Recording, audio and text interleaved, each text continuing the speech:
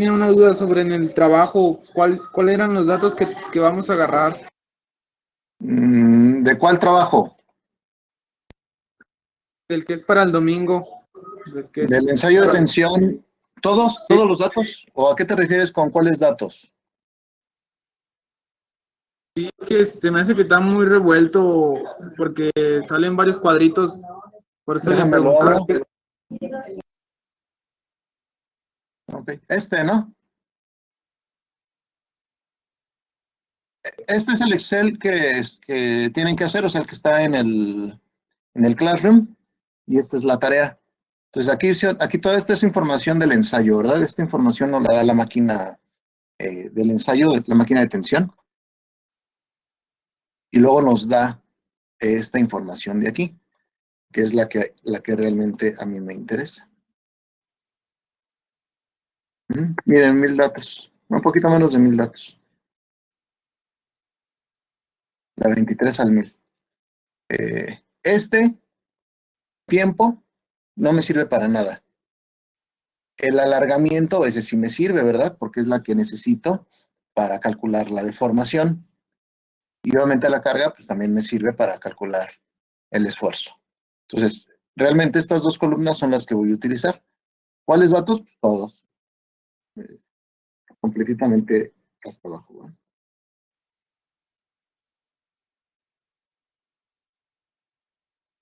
Aquí me dice que el diámetro mide 4.185 milímetros y que la longitud calibrada son 20 milímetros. Con esto calculo el área y pues la longitud calibrada para la deformación, que sería todos estos datos de aquí, entre 20. Todos estos datos de aquí, entre el área de aquí, ¿verdad? Que calculo con este 4.185. Y es lo que voy a utilizar. Entonces, ¿qué es lo que van a hacer? Bueno, ¿qué duda de este archivo tenían? O ya con eso queda claro. Son estas dos las que van a utilizar y estos datos de acá. Sí, es que sí, porque salía tiempo y velocidad, entonces por eso le preguntaba sobre si esos se iban a usar. Sí, no, todos estos datos de aquí son, les digo, datos de la máquina, no los vamos a utilizar nosotros, a excepción del diámetro y la longitud calibrada. Y alargamiento y carga. Y nada más. Hacemos todo el análisis que hicimos aquí con el problema, ¿verdad? Exactamente lo mismo, obviamente, una cantidad mucho mayor de datos. Ok, ya, sí, ya he entendido. Muy bien. Gracias, Inge. Sí, de nada. Entonces, tenemos carga, alargamiento, tenemos esfuerzo, deformación, y nos sale este primer gráfico, ¿verdad?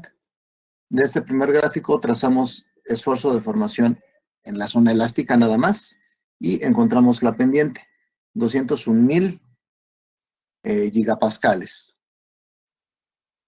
201,000 gigapascales.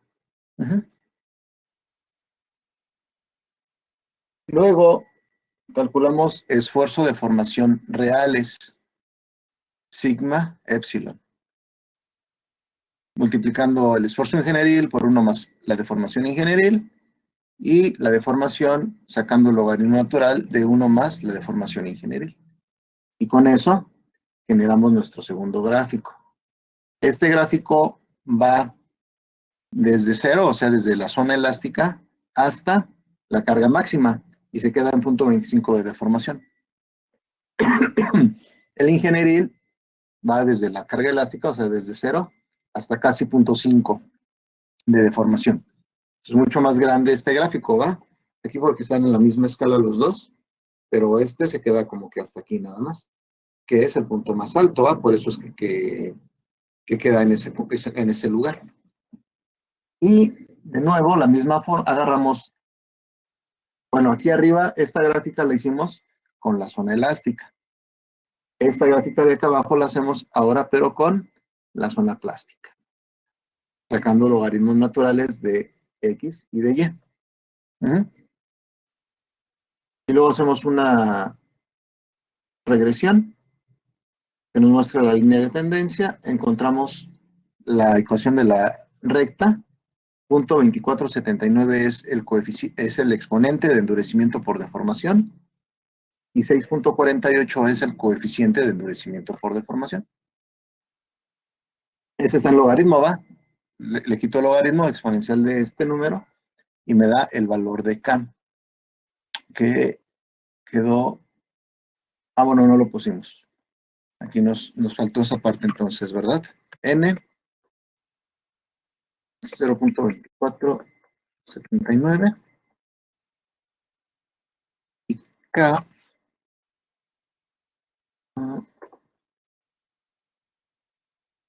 sí, está acá arriba. Yo por eso me voy buscando. No es que no es 24, no es porcentaje.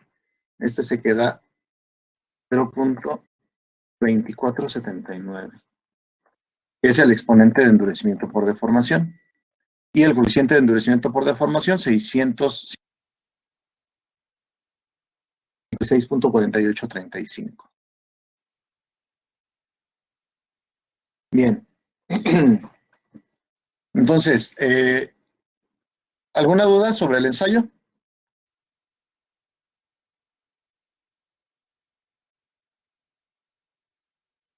Esto es lo que tienen que hacer para entregar el domingo, ¿verdad? Acuérdense que es en equipo, entonces con que lo suba una persona del equipo es suficiente. Y hablando de equipos, todos tienen equipo porque parece ser que hay algún alumno, uno o dos alumnos que no tienen equipo. Si no tienen equipo, pues no les voy a poder calificar la tarea y van a tener 0, ¿va? Pues no hay ningún caso en este grupo.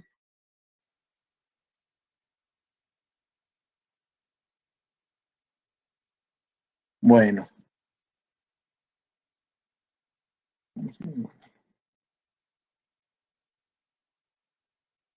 Inge, Sí, entonces esa tarea también es en equipo, igual que la válvula. es correcto. Es correcto, igual que Ok, la válvula. ya está, gracias. Sí, de nada. Atención, teorías falla de impacto. Con que un integrante hace la tarea, ¿verdad? ¿O tenemos que enviarla a todos, Inge? De nuevo, Luis, ¿o quién me preguntó? Sí. Que si tenemos que enviar todos la tarea o con un integrante está bien. Sí, con uno, sí, con un integrante que la suba está bien. Obviamente igual la portada, ¿verdad? En la portada vienen los integrantes de todo el equipo, entonces con uno que la suba, agarro y le pongo la calificación a todos. Dale, gracias. Si quieren la hacen individual y ya revisan cuál se ve mejor y suben la que les guste más. ¿Ok? O comparan ustedes, o lo hacen en equipo, ¿va? Para que entiendan y vean dónde salieron todos los puntos que pide el ensayo. Que son los mismos del problema, ¿va? Del problema que hemos estado haciendo. Luego, ¿dónde estás? Bueno, esta es la de hoy. Ok, voy a poner la diapositiva que vamos a ver el día de hoy. Y me está haciendo falta una más. Pero ahorita la busco.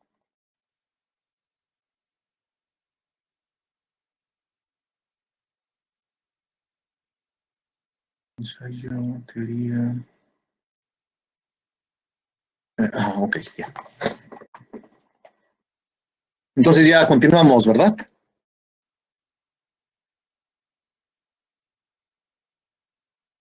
Sí, Inge.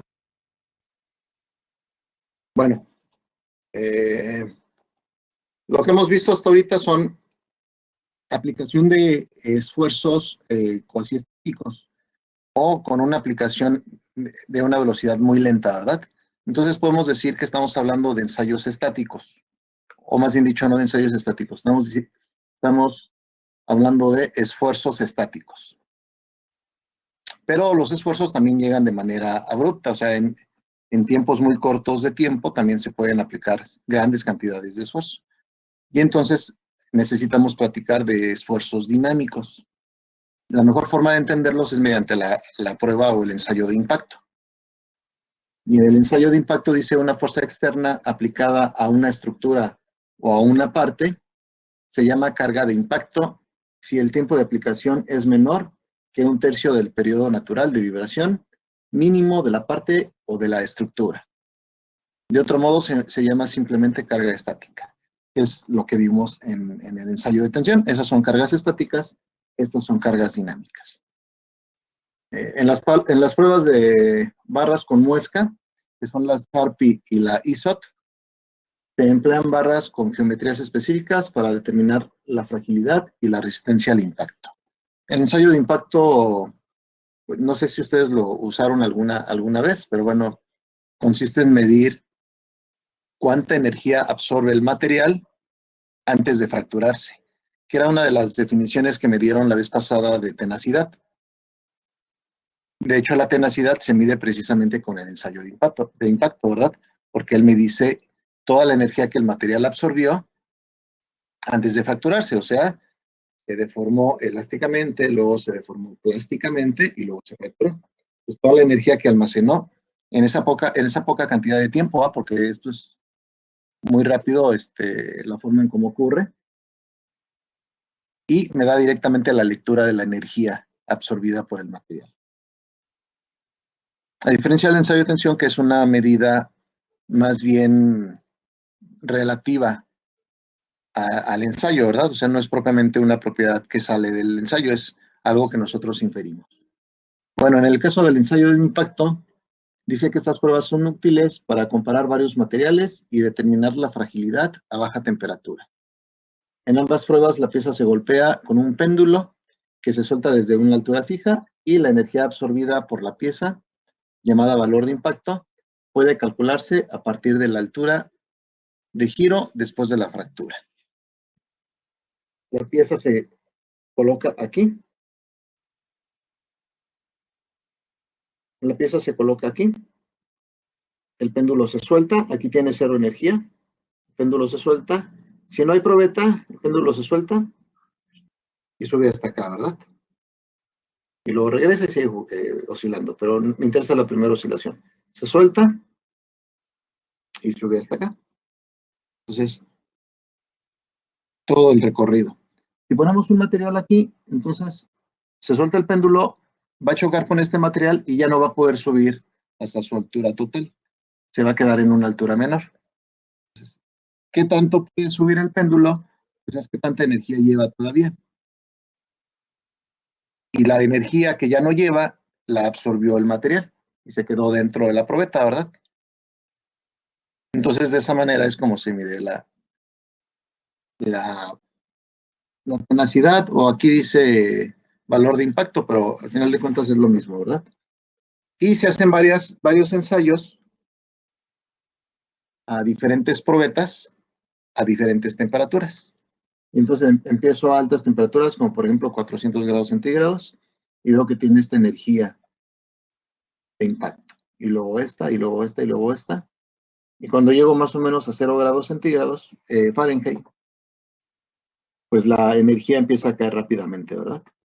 Y tengo, se fijan, un intervalo pequeñito de temperaturas, en donde cambia de tener mucha energía o de absorber mucha energía a una en donde absorbe muy poca energía. Quiere decir que el material se vuelve muy frágil. Esta parte de aquí, este intervalo de aquí, es la temperatura de transición de frágil a dúctil, ¿verdad? Y entonces tenemos que tener cuidado de que nuestro componente esté en servicio, pues más bien en este intervalo, no en este intervalo, ¿va? Porque si no va a ser muy frágil aquí y puede fallar fácilmente.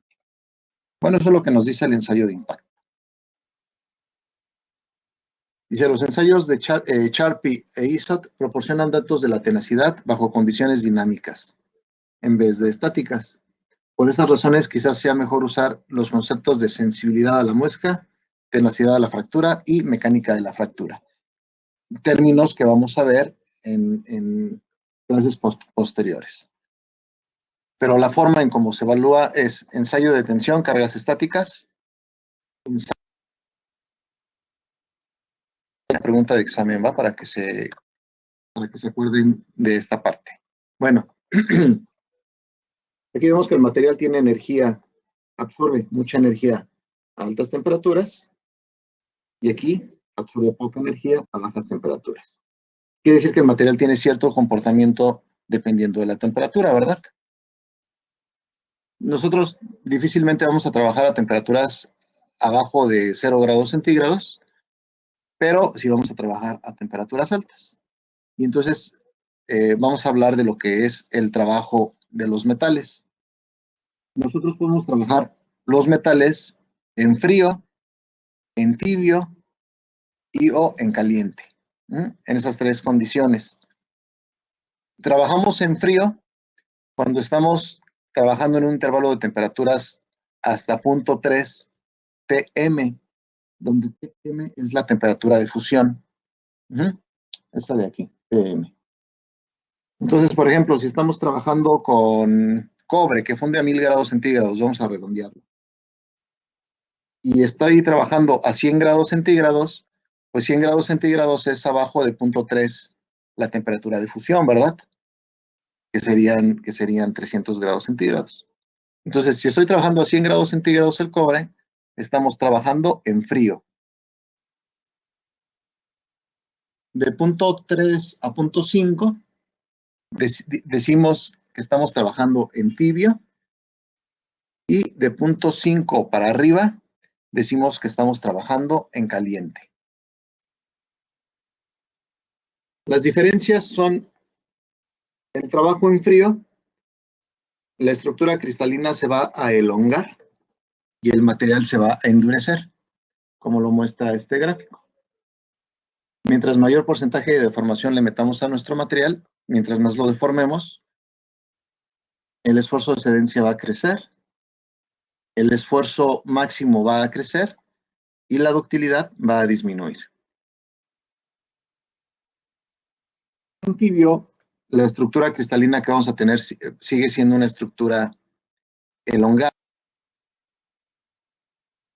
Nada más que la elongación crece un poquito y el esfuerzo de excedencia y el esfuerzo máximo decrecen un poquito.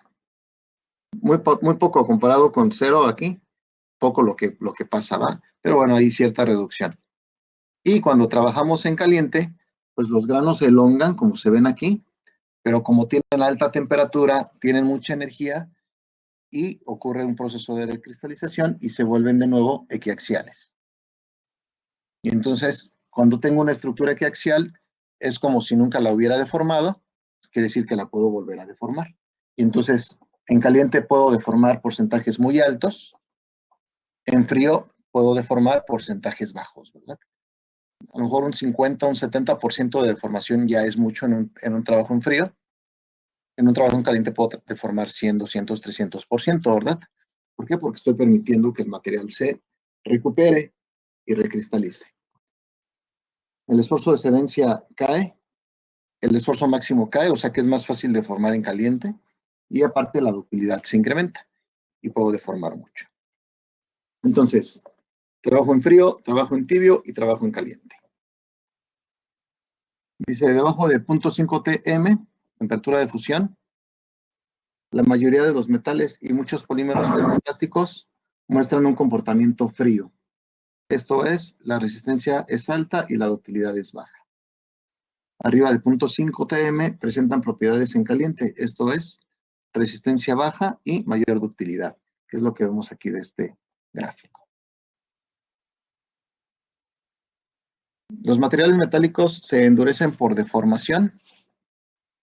Esto implica la generación de dislocaciones y la elongación de los granos, entre otros aspectos.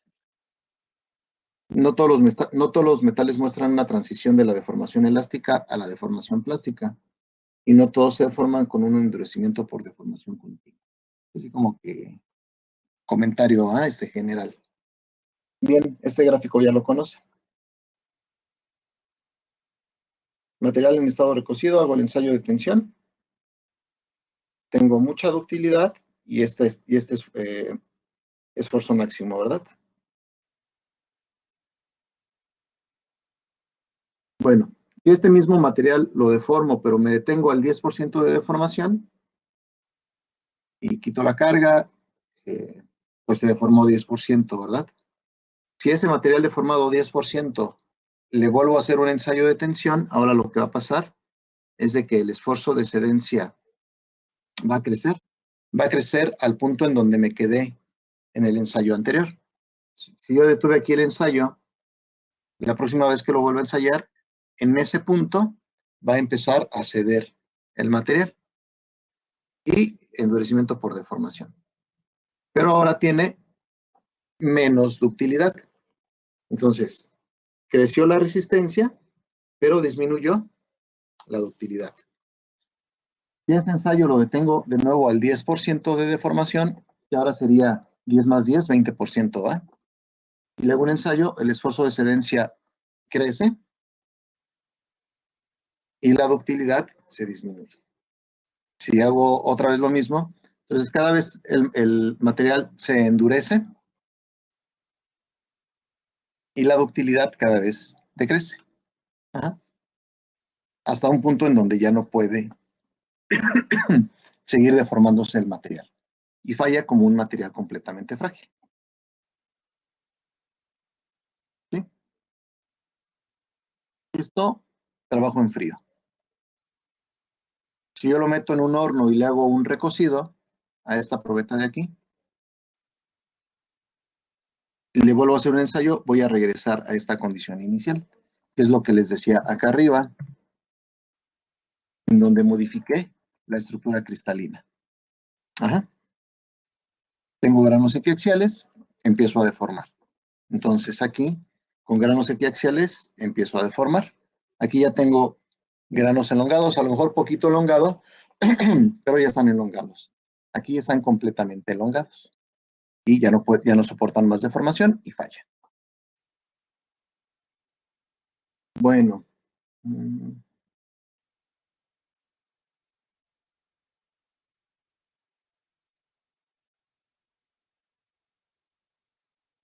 ¿Por qué se quitó?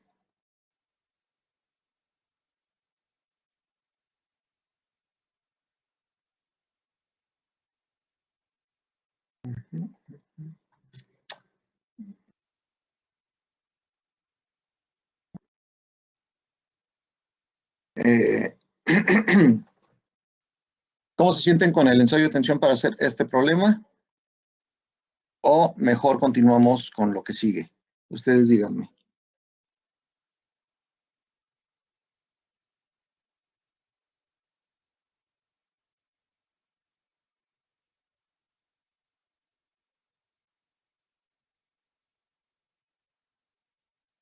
Bueno, hagan este problema, tienen media hora para hacerlo.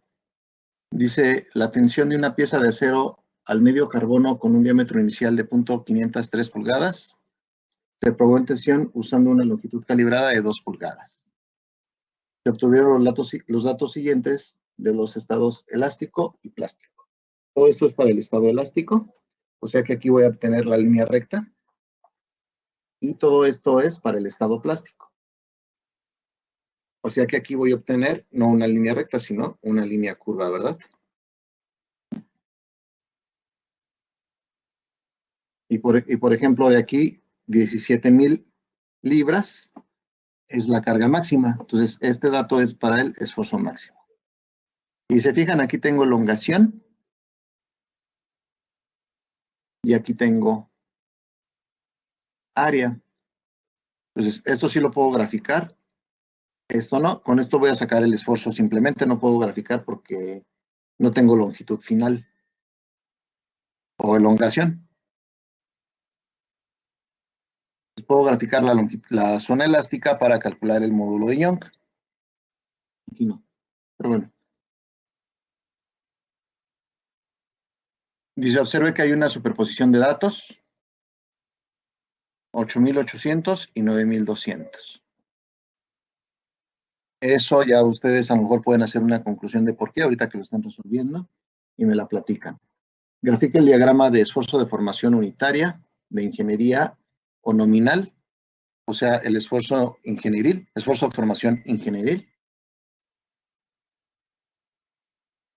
mediante dos escalas de deformación unitaria, una desde 0 hasta aproximadamente 0.02 pulgadas por pulgadas y la otra desde 0 hasta la deformación unitaria máxima. A partir de ese diagrama encuentra el módulo de elasticidad, la resistencia a la afluencia, por corrimiento de 0.2%, para que vean que hay formas diferentes de mencionar el mismo punto, ¿verdad? Aquí ese es otro autor, y dice que es el esfuerzo, la resistencia a la afluencia por corrimiento de 0.2%. Nosotros decimos el límite proporcional, ¿verdad? Y cuando hablamos del límite proporcional es con 0.2% de deformación. La resistencia última y el porcentaje de reducción de área, que sí lo podemos calcular porque precisamente tenemos área. Bueno, ahí están los datos para que los apunten. Y ahorita cambio la presentación para que, la diapositiva para que tengan la otra imagen y vean qué es lo que se necesita, ¿verdad? Inge, ¿también está en Classroom, no, la presentación? Sí, sí, ya está en Classroom. De ahí pueden agarrarla. Ok, gracias. Ujú.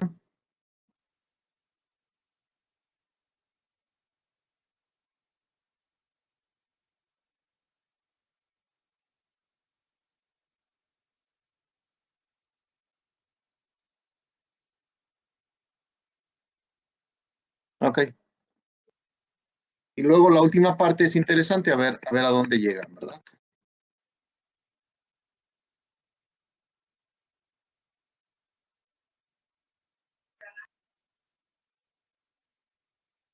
Bueno, apúntenla, ahorita que terminen me avisan y cambio de diapositiva. En lo que la están escribiendo, ahorita regreso.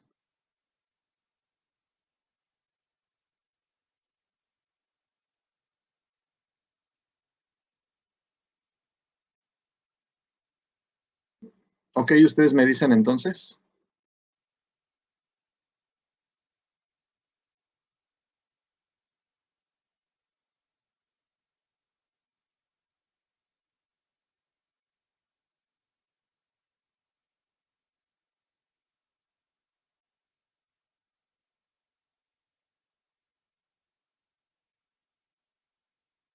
Igual, pues opción que lo hagan en Excel, ¿verdad? Para que no batallen tanto.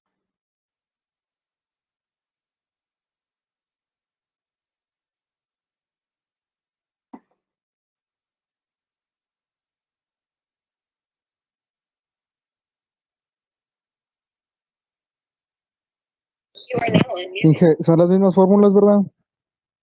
Sí, sí, De, David, es exactamente lo mismo. de la Nada más carga que sobre el ahora, área. sí, sí, sí. La única diferencia es que ahora son sistema inglés, ¿verdad? Entonces te va a quedar libras por pulgada cuadrada o Ajá. PSI, que también es Ah, como ok. se conoce la unidad. ¿No Y en quiere el que caso lo de convirtamos? ¿qué, David? O sea, ¿no quiere que lo convirtamos al sistema normal? No, al sistema internacional no. Ah, Eh, ok, ya está. Cuando el problema nos diga, cámbialo, pues lo cambiamos, ¿verdad? Si el problema no nos dice, lo podemos trabajar en sistema inglés, que se usan mucho las unidades, o en sistema internacional, que también se usan mucho las unidades, ¿verdad?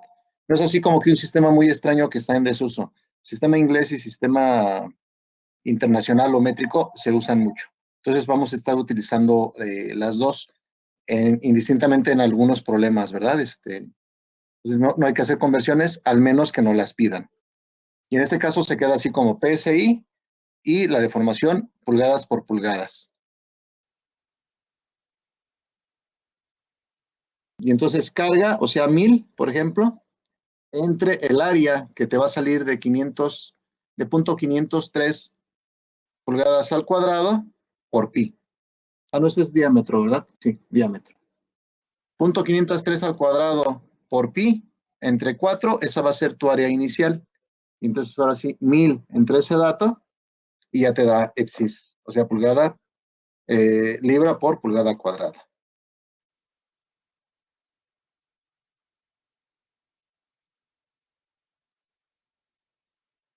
Ya está, Inge, gracias.